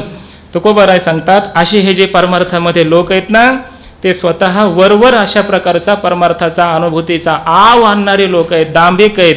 म्हणून महाराजांनी आहे ना सगळ्यांनाच उघडं केलेलं आहे. परमार्थामध्ये असो, आपण म्हणतो आपण आपलं आपलं झाकून ठेवावं. तुकोबाराय म्हणतात नाही, झाकून ठेवलं म्हणजे हे पापच आहे, झाकून नाही ठेवायचं. उलट ते काय होईल, त्याची हानी होईल. म्हणून परमार्थामध्ये असणारे जे काही विकार आहेत किंवा ज्या काही धोक्याच्या सूचना आहेत, या सगळ्यांना महाराजांनी व्यक्त केलंय.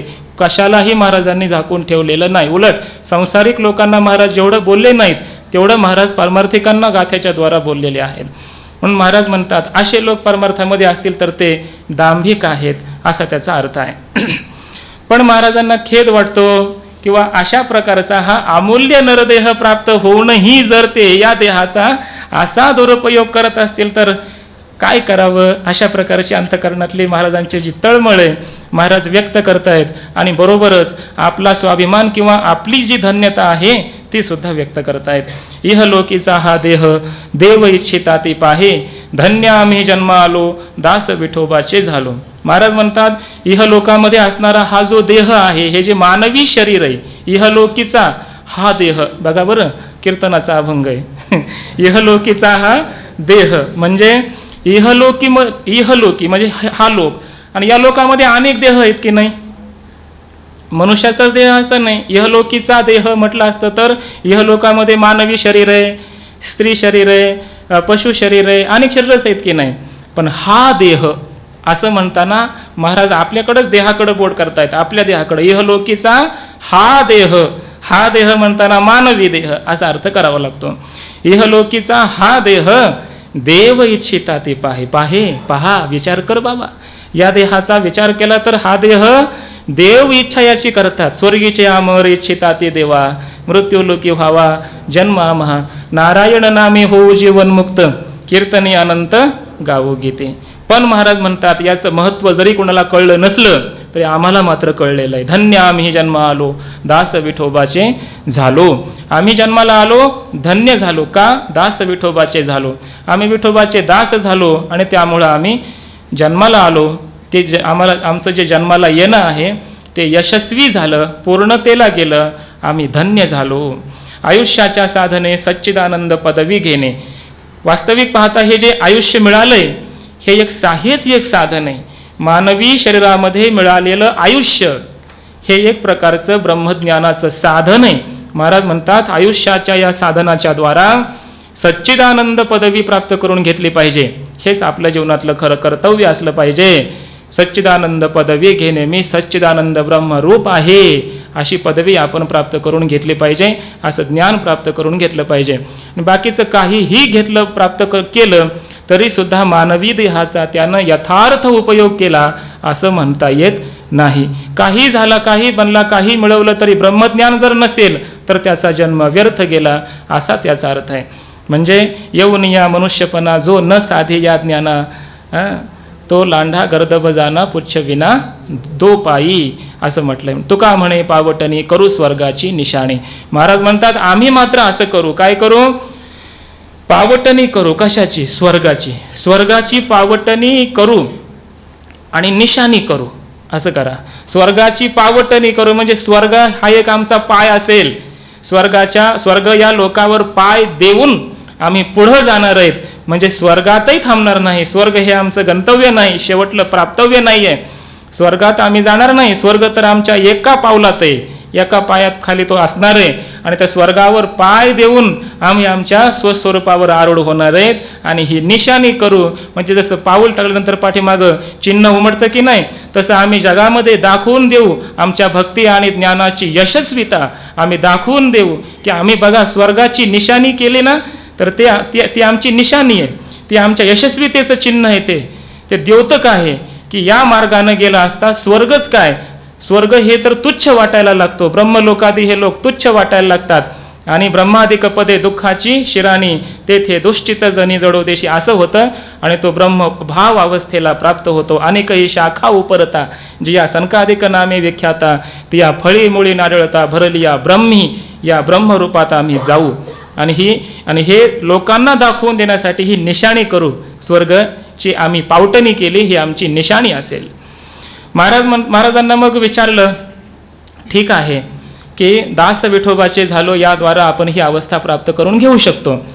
पण ही अवस्था करून घेत असताना आम्ही तर पंडित आहेत, आम्ही तर मोठा अभ्यास केलेला आहे, मग आम्हाला पण हे करणं गरजेचं आहे का? का आम्ही उगा पोथी सांगत बसण्यात जमल का? आमचं भागन का?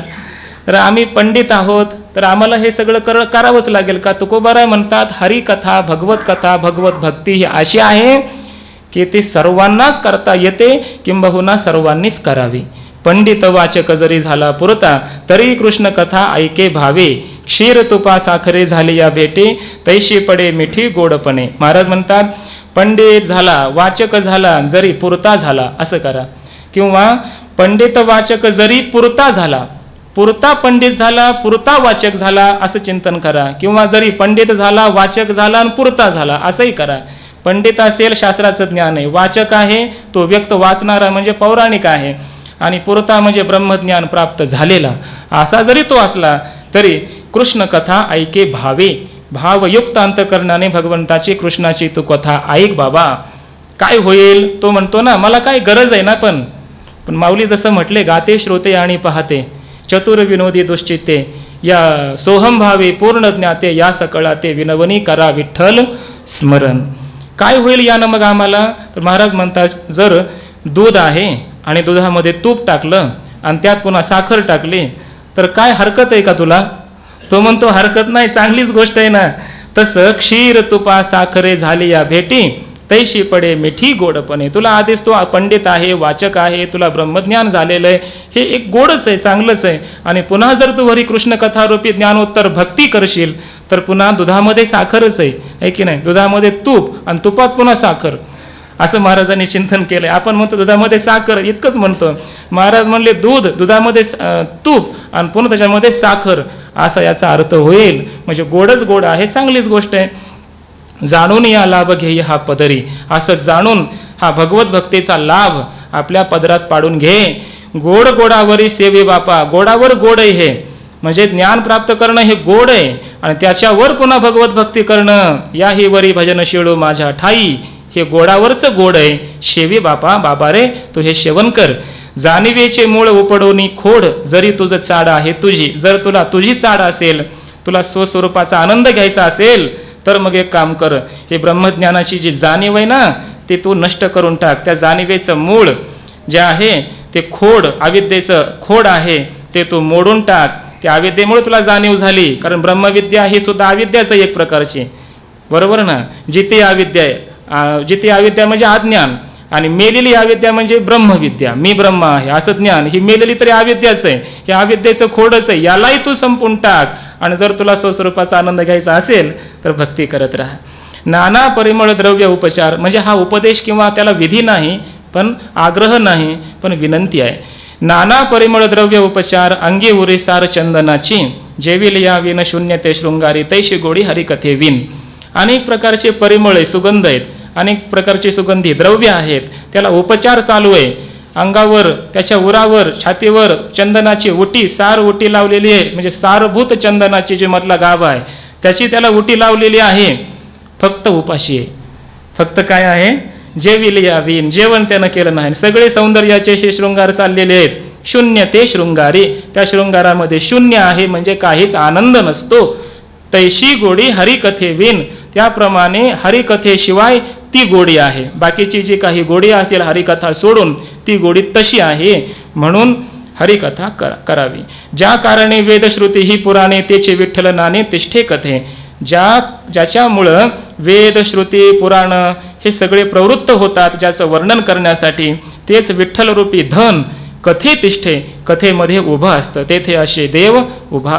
तुका म्हणे येर दगडाची पेवे, खळखळीचे अवघे मूळ तेथे. आणि येर म्हणजे जिथं ही भगवत कथा नाही, जिथं परमात्मा अभिव्यक्त झाला नाही, उभा नाही. बाकीचं मग ते ब्रह्म आपलं शास्त्रज्ञान जरी असलं किंवा बाकीची कोणती काही असली साधना चालू असली, ते दगडाचे पेव आहेत, फक्त त्यामध्ये काय दगडच दगड आहेत. आणि मिळतं काय, खळखळीचे अवघे मूळ तेथे, तिथं फक्त खळखळीचं मूळ आहे, म्हणजे व्यर्थ अशा प्रकारचे श्रम आहेत, तिथं दुसरं काही प्राप्त होणार नाही. मग काय केलं पाहिजे, तर तुकोबाराय म्हणतात एवढंच नाही, व्यवहारामध्ये असणारे लोक ही हरिकथा सोडून किती दुर्दशेपर्यंत गेले, त्यांच्याविषयीची कळकळ महाराज व्यक्त करतायत. अनेकांच्या कापिती माना, निष्ठुरपणा पार नाही, करीती बेटे वसनवारे यमपुरे भोगावया. एकमेकाच्या माना कापतात, कशासाठी, थोड्याशा कुठल्या तरी स्वार्थासाठी, पैशासाठी वगैरे. अनेकांच्या कापिती माना, निष्ठुरपणा पार नाही, त्यांच्या निष्ठुरपणाला काही पारावार नाही. करीते बेटे वसनवारी. आणि जर त्या समजा याचे दोन अर्थ बरं का, मला एक भाव सुचला सांगतो. करीते बेटे वसनवारीचा अर्थ असा केलाय, काही बेटे असे असतात की ते उसनवारी करून ठेवतात, म्हणजे उसनं घेतात आणि परत देत नाहीत, तर यमपुरी भोगावया, त्यांना पुन्हा यमपुरात जाऊन ते सगळं भोगावं लागतं, असा एक अर्थ आहे. आणि दुसरा अर्थ जो आहे ना, वरचं चरण, एकमेकाच्या माने ते कापाय, असे एकमेकाचे खून करतात, मारतात, तर मग त्यांची मुलं आहेत ना, ती उसनवारी फेडतात. करीते बेटे वसनवारी असा एक अर्थ करू शकतो. समजा या पक्षाचे 4 लोक मारले, त्या पक्षाचे 5 लोक मारले, तर तो काय म्हणतो, आपल्याकडचा एक जास्त मेलाय, मग त्याचा मुलगा इकडचा एक मारतो. करीते बेटे वसनवारी, एकमेकाचं उसनं असं ते फेडतात. आणि सगळं करणं कशा करता, यमपुरी भोगावया, नरकात जावं लागतं त्यांना. सेंदराचे दैवत केले, नवस बोले तयाशी. शेंदर लावून आपण स्वतःच दगडाला एखाद्या दैवत तयार करतो, त्याला नवस करतो. तुका म्हणे नाचती पोरे, खोडिता येरे अंग दुःखे. उदाहरण दिलंय, पोरं जर नाचायला लागली, धिंगाणा करायला लागली, तर काय होतं, खोडिता, त्याला शिक्षा करत असताना येरे अंग दुःखे, त्याला जो शिक्षा करतो त्याचंच अंग दुखायला लागतं मारून मारून. पण पोरं काही सुधरत नाहीत. असे जसे काही खट्याळ मुलं असतात, त्यांना शिक्षा करून करून शिक्षा करणाऱ्याचे हात दुखायला लागतात, पण ती मुलं सुधरत नाहीत. तसे हे लोक वारंवार नरकाला जातात, तरी सुद्धा यांना समजूत येत नाही, हे सावध होत नाहीत, असा याचा अर्थ आहे. मग महाराज म्हणतात काय केलं पाहिजे आपल्या व्यवहारामध्ये. आपण पूर्वी तो काय म्हणेल पुढचा, की पण महाराज आतापर्यंत तर आम्ही हे केलं ना सगळं, अनेकाच्या कापे ते माना असं आम्ही सगळं वागलोय, दुराचारानं वागलोय, आतापर्यंत खूप वाईट कर्म केले, पाप केले, मग आता आम्ही परमार्थ करून काही फायदा होईल का? महाराज म्हणतात माघ कितीही दुराचारी असला आणि कसाही असला तरी ते देव पाहत नसतो. तो आता परमार्थाला जर लागलास पश्चातापूर्वक तर तो निश्चितच मुक्त होशील. पुढचा अभंग आहे. गंधर्व अग्नी सोम भोगिते कुमारी कोठे चराचरी त्याग केला. महाराज म्हणतात गंधर्व अग्नी आणि सोम हे कुमारी भोगिते, कुमारीचा हे भोग घेत असतात. मग काय जगामध्ये त्या कुमारिकेचा कोणी त्यागच केलाय का? हो, केला नाही. त्याचा कोणी त्याग करत नाही. ते अपवित्र आहे, व्यभिचारी आहे असं त्या कुमारिकेच्या मुलीच्या विषयी मानलं जात नाही. गायत्री स्वमुखी भक्षित असे मळ, गाय आपल्या मुखानंच मळ भक्षण करते, मग तिचा कोणी त्याग करतं का? नाही. मिळाल्या ओहोळ गंगा ओघ, मिळाल्या ओहोळ, ओहोळ गंगा मिळाल्या, तिचं ओहोळ आहे त्या ओहोळाचा ओघ गंगेला मिळाल्याबरोबर ते कोण होतो? गंगा रूप होतो. त्याचं मागचं ओहोळ तो राहत नाही, गंगा रूप होतो. कागाची विष्ठे जन्म पिंपळाशी, पिंपळाचा जन्म त्या कावळ्याच्या विष्ठेपासून नाही, पण अश्वत्थ सर्व वृक्षाणाम असं म्हटलं जातं. परमात्म्याची विभूती आहे. पांडव कुळाशी पाहता दोष, पांडवाचं कुळ पाहायला गेलं तर दोष लागेल, कारण त्याच्यामध्ये अनेक प्रकारचे आता काय आहे ते मी सांगणार नाही, कारण पांडव कुळाशी पाहता त्यामुळं मी पाहणारच नाही. पांडव कुळाशी पाहता दोष आहे, मग कुळ पाहायचं नाही. ते माहितीच आहे ना, कोणते मातेला 5 वर भेटले वगैरे, ते काय हे आहे का? पांडवाचं कुळ आहे आणि पाहता मात्र काय पाहायला गेलं तर दोष लागतील, कारण ते पवित्र अशा प्रकारचे झालेले आहेत. शकुंतला आहे, सूत आहे, कर्ण आहे, शृंगी आहे, व्यास आहे, यांच्या नामे नाश पातकांशी, यांचं नाव घेतलं तर पातकं नष्ट होतात असं यांचं महात्म्य आहे. पण यांचे कुळ मात्र पाहायचे नाही. पाहायचं असेल तर पुराण बघा, पण पाहूच नका, कारण तुकोबाराय म्हणतात पाहू नका, मग कशाला पाहायचंय? गणिका अजामेळ कुब्जा तो विदूर, पहा पा विचार पिंगळेचा. गणिका कोण आहे, अजामेळ कोण आहे, कुब्जा तो विदूर दासीपुत्राचा. पहा पा विचार पिंगळा कोण आहे? वाला, विश्वामित्र, वसिष्ठ, नारद यांचे पूर्वशुद्ध काय आहे? काही नाही. न व्हावी ती कर्मे झाली नरनारी, अनुतापे हरिस्मरता मुक्त. न व्हावी तशा प्रकारची कर्म यांच्याकडून घडली, या पुरुषांकडून काही स्त्रियांकडून अशी न व्हावी ती कर्म घडली, वेद निषिद्ध कर्म घडली, पण तरी सुद्धा हे सगळे अनुतापे हरिस्मरता मुक्त झाले. हे झाले दोन्हीकडे लावायचं. अनुतापाने हरीचं स्मरण केलं त्यामुळे हे सगळे मुक्त झाले. तो का म्हणे पूर्व नाठवी श्रीहरी, परमात्मा त्याचं पूर्वजीवन काय आहे त्याची आठवणही ठेवत नाही. मूळ जो उच्चारी नरक त्याशी. आता ईश्वरच आठवण करत नाही आणि यांचं काय खरंय, हे पूर्वी असे होते आता लागले परमार्थाला असं म्हणत असेल तर नरक त्याशी. म्हणून साधूचं कुळ पाहू नये, गंगेचं मूळ पाहू नये असं आपण म्हणतो ना, हे पाहायचं नाही. मागील गेले ते अवघे वाहो, पुढे जमाना आम्ही आहो असं आहे. म्हणून महाराज म्हणतात की माग काय आहे ते पाहू नको, आता इथून पुढे भक्तीला लाग. मग तो म्हणतो भक्तीचा काय महिमा आहे जरा सांगा ना मला, भक्ती असं मला पुनीत करील, पावन करील का? तर महाराज म्हणतात त्या भक्तीचा महिमा कुणाला कळू शकतो, असा सामान्य कुणालाही कळणार नाही. तो भक्तीचा महिमा जो भक्ती करतो त्या भक्तालाच कळू शकतो, कुणालाही कळू शकत नाही. या अभंगात सांगतात सोनियाचा ताट क्षीरीने भरिले, सोनियाचे ताट क्षीरीने भरिले, भक्षावया दिले श्वाना लागी. सोन्याचं ताट भरलं, त्या सोन्याच्या ताटामध्ये खीर ओतलेली आहे आणि दिली खायला कुणाला? भक्षावया दिले श्वाना लागी. त्या कुत्र्याला खाण्यासाठी म्हणून ते समोर ठेवलं. आता त्या कुत्र्याला काय किंमत आहे? हे सोनं आहे, त्या सोन्याचं ताट आहे, त्याच्यामध्ये ते खीर ठेवली, दूध ठेवलंय, हे त्या कुत्र्याला काय त्याचं महत्त्व कळणार आहे? कळत नाही असा अर्थ घ्यायचा. मुक्ताफळ हार खरासी घातला, कस्तुरी शुक्राला सोजविली. त्या मोत्याचा हार केला, मुक्ताफळ म्हणजे मोती, त्या मोत्याचे हार केला आणि खरासी घातला, गाढवाला घातला तो हार. त्या गाढवाला काय किंमत आहे त्या मोत्याची? काहीच नाही. कस्तुरी शुक्राला चोजविले, त्या हरणाच्या नाभीतून प्रयत्नपूर्वक कष्ट करून ती कस्तुरी मिळवली आणि ती कोणाला दिली वास घ्यायला? शुक्राला म्हणजे डुकराला दिली. त्याला त्याचं काय महत्त्व आहे? वेदपरायण आहे, बधिरा सांगे ज्ञान, तयाचे ते कोण काय जाणे. वेदामध्ये परायण असणारा, तत्पर असणारा, वेदाचं ज्ञान असलेला एखादा ज्ञान सांगायला लागला कुणाला? बधीर पुरुषाला. आता त्या वेदाची वर्म मर्म खून ज्ञान त्याला होईल का? काय जाणेल? काही जाणणार नाही. तो का म्हणे ज्याचे तोची एक जाणे, भक्तीचे महिमान साधू जाणे. पण ज्याचं त्यालाच हे कळत असतं, म्हणजे तो जो ज्या त्या क्षेत्रामध्ये तरबेज असेल त्यालाच त्या क्षेत्रातलं त्याचं महिमान कळत असतं. तसं भक्तीचं महिमान साधूलाच कळतं, जो भक्ती करतो त्यालाच कळतं. भक्ताचा महिमा भक्तालाच कळतो आणि भक्तीचाही महिमा भक्तालाच कळतो. मग महाराज म्हणतात, ही साधना भक्ती साधना करत असताना तुम्ही जगाकडे बघून करू नका. जर तुम्ही लौकिकाचाराकडं व्यवहाराकडं बघून जर ही परमार्थ वाटचाल कराल तर लोक तुम्हाला परमार्थही करू द्यायचे नाहीत आणि संसारही करू द्यायचे नाहीत. मग साधकाला दिलेली ही एक शिकवण आहे. महाराज म्हणतात, लोकाकडे बघून परमार्थ करू नका, साधूकडे बघून करा. ऐसा हा लौकिक कदा राखवेना पतित पावना देवराया. पतितांचं पावन करणारा, पतितांना पावन करणारा हे देवांच्या राजा. ऐसा हा लौकिक, हा जो लौकिक व्यवहार आहे ना, कदा राखवेना, याचं रक्षण करणं, याला जपणं सांभाळणं शक्यच नाही, अवघडच आहे. संसार करिता म्हणते हा दोषी, टाकीता आळशी पोट पोसा. संसार करायला लागला की लोक म्हणतात बघा दोषी, याला आता काय लागले, अनेक प्रकारचे दोष लागले, आता लागला संसाराला असं म्हणतात. दोषी हा म्हणतात. आणि टाकीता आळशी पोट पोसा. संसार जर टाकून दिला तर आळशी आहे, पोट पोसा आहे, स्वतःचं पोट भरायची याला अक्कल नाही, आळशी आहे असं लोक त्याला बोलायला लागतात. आचार करिता म्हणते हा पसारा. आचरण करायला लागला वेदाचं चांगलं, काय पसारा यज्ञाचा मांडून ठेवलाय असं म्हणतात लोक. न करिता नरा निंदिता ते, आणि आचार कर्म काय करणं गेला की त्याची निंदा करतात. बघा वेद वगैरे शास्त्र मानित नाही म्हणतात. संत संग करिता म्हणते हा उपदेशी, येरा अभाग्याशी ज्ञान नाही. संतांच्या संगतीमध्ये राहायला लागला की लोक म्हणतात बघा आता साधू जवळ राहायला लागला आणि उपदेश करायला आपल्याला, आधी कसा होता आम्हाला माहित नाही का, असं निंदा करतात. आणि येरा अभाग्याशी ज्ञान नाही. राहिना गेला संत संगतीमध्ये की म्हणतात अभागी आहे. अहो साधू दर्शन भाग्यानं प्राप्त होता, हा अभागी आहे, याला काय ज्ञान आहे संत संगती वगैरे परमार्थ असंही म्हणायला लागतात. धन नाही त्याशी ठाईचा करंटा, समर्थाशी ताठा करिता ते.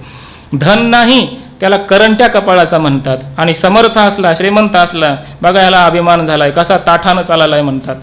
बहु बोलो जाता म्हणते हा वाचाळ, बोलायला लागले की वाचाळ म्हणतात. न बोलता काय गर्व झालेला आहे असंही म्हणतात. भेटीशी न जाता म्हणते हा निष्ठुर, भेटायला जायना गेलं निष्ठुर आहे म्हणतात. आणि येऊ लागला जास्त की येता जाता घरच बुडवलं म्हणतात. लग्न करू जाता म्हणते हा मातला, आणि न करिता झाला नपुंसक. लग्न केलं की म्हणतात मातला आता, उन्मत्त अशा प्रकारचा झाला, आणि न करिता झाला नपुंसक. झालं नाही की म्हणतात नपुंसक आसन हो. निपुत्रिका म्हणते पहा हो चांडाळ. पुत्र नाही झाला की म्हणतात चांडाळ आहे, पापी आहे, याला मुलगा सुद्धा नाही झाला. पातकाचे मूळ पोरं वडा, आणि जास्त पोरं झाले की पाप आहे म्हणतात. त्याचं पाप भोगण्यासाठी हे सगळं, त्याच्यामुळे ह्याला एवढी मुलं झाली. लोक जैसा ओक धरिता धरवेना अभक्ता जिरेना संत संग. हे लोक कसे आहेत यासाठी महाराजांनी उदाहरण दिलंय. जैसा ओक धरिता धरवेना, ओकारी आली उलटी आली, धरिता धरवेना तसं होतं. किंवा अभक्ता जिरेना संत संग, अभक्त लोकांना संतांच्या संगती जिरत नाही, पचत नाही, मान्य होत नाही. तैसा हा लोक, तसा हा लोक आहे. तुका म्हणे आता ऐका वचन, त्यजुनिया जन भक्ती करा. तुम्हाला भक्ती करायची ना, लोकांचा त्याग करा आणि भक्ती करा. धर्म तुकोबराय पुढं म्हणतात. असं लोकांचं आहे. लोक काय करतात, लोकांकडे बघून वागायला पाहतात. लोक काय म्हणतील, लोक काय म्हणतील, हा विचार करणारे कोण आहेत, लोक आहेत. पण आम्ही मात्र तसे नाही. आमचं जीवन चरित्र, आमची प्रत्येक कृती कशा करताय, धर्म रक्षावयासाठी करणे अटी आमाशी. धर्माचं रक्षण करण्यासाठी आम्ही प्रयत्नशील असतो. वाचा बोलो वेद नीती करू संती केले ते. आम्ही आमच्या वाणीनं वेद नीती बोलू. वेदानं जे काही नीती धर्म सांगितले तेच आम्ही सांगू, वेगळं काही सांगणार नाही. करू संती केले ते, आणि संतांनी जे आचरण केलं तेच आचरण आमच्या संगतीमध्ये, आमच्या आचरणामध्ये असेल. म्हणून महाराजांच्या वचनांना वेद उपनिषदाच्या अन्य अर्थाचं कुठं लावू नये बरं. एक स्वतंत्र महाराजांनी एक वेगळंच काही सांगितलंय, वेगळाच काही वाद सांगितलाय असं करू नये, असं म्हणू नये. कारण स्वतःच महाराज म्हणतात वाचा बोलो वेद नीती. महाराजांची जी वाणी आहे, बोलणं, ही जी गाथा आहे ही वेद नीतीच आहे. वेदाच्या आगळं वेगळं काही सांगितलेलं नाही आहे.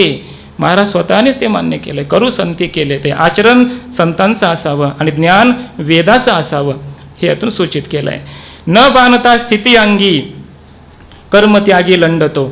महाराज म्हणतात आपल्या अंगामध्ये त्याला ब्रह्मस्थिती पचली नाही, अनुभूतीत आली नाही, ब्रह्मानुभव त्याला प्राप्त झाला नाही, आणि कर्माचा त्याग करायला लागला, तो लबाड आहे.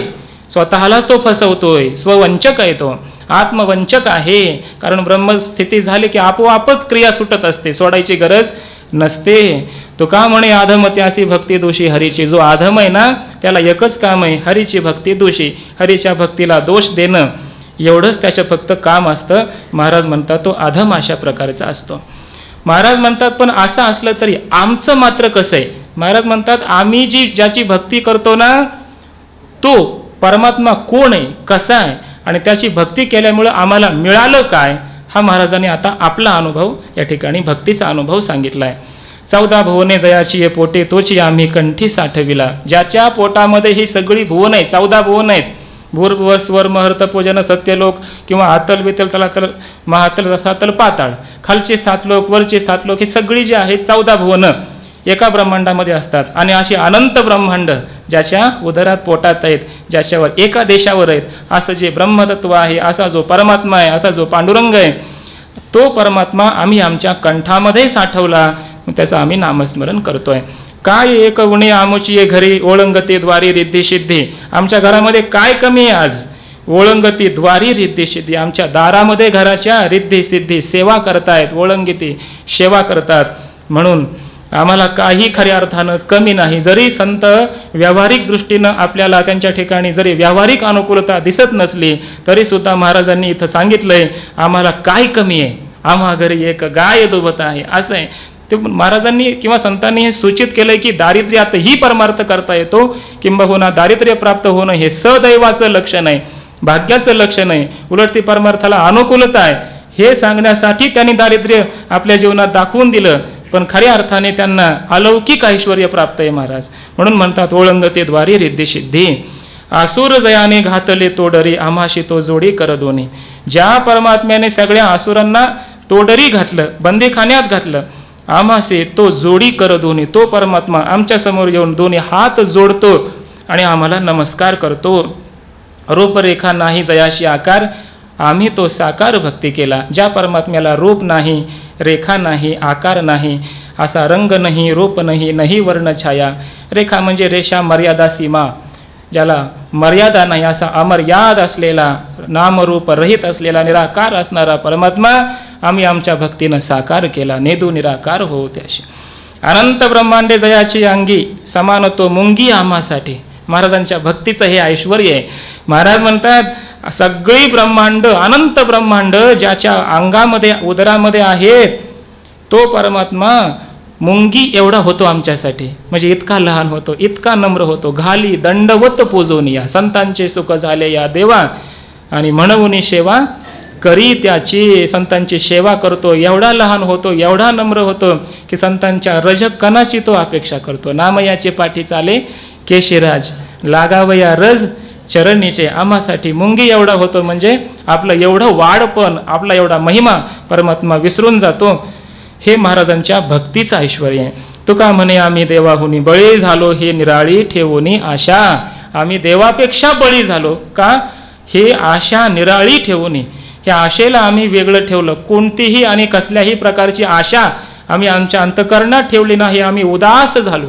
उद्गताः आसीनः यस्य सह उदास. कोणत्याच प्रकारची आशा आम्ही आमच्या अंतकरणात ठेवली नाही, त्याचं हे फळ आहे. आम्ही जर आशा अंतकरणात ठेवली, सकाम झालो, हे पाहिजे ते पाहिजे, तर आम्हाला हे ऐश्वर्य नाही प्राप्त होणार. ज्ञानाचं ना भक्तीचं ना कशाचंच परमार्थातलं. म्हणून निरपेक्षता बाबा सांगत असतात, निरपेक्षता हे साधूचं नाक आहे.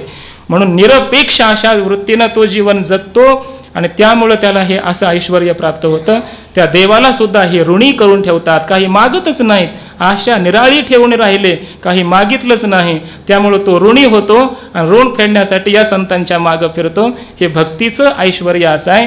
म्हणून महाराज म्हणतात हे सगळं जे मिळालं ना, केवळ निरपेक्षता म्हणजे निराशा, आशा रहित आम्ही झालो, म्हणून हे सगळं आम्हाला प्राप्त झालं. झालेली सेवा गुरुवर्य बाबांच्या चरणी, माऊलींच्या चरणी समर्पित करून या ठिकाणी थांबतो. पुंडलिक वरदा हरी विठ्ठल.